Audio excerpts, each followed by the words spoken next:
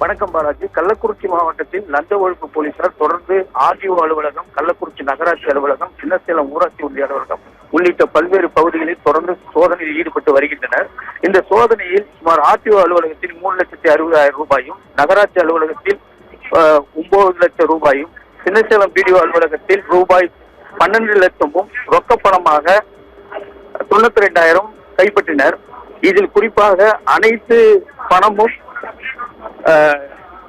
பண பரிவர்த்தனையில் கைப்பற்றப்பட்டுள்ளது.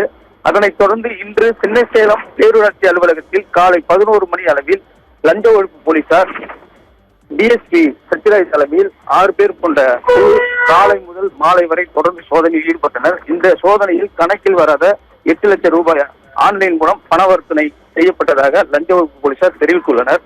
கள்ளக்குறிச்சி மாவட்டத்தில் உள்ள அரசு அலுவலகங்களில் தொடர்ந்து லஞ்ச ஒழிப்பு போலீசார் சோதனையில் ஈடுபடும் போது கணக்கில் வராத பணங்கள் கைப்பற்றப்படுவது இந்த பகுதியில் மக்களிடையே பரபரப்பையும் அரசு அதிகாரிகளிடையே கலக்கத்தை ஏற்படுத்தி உள்ளது. பாலாஜி.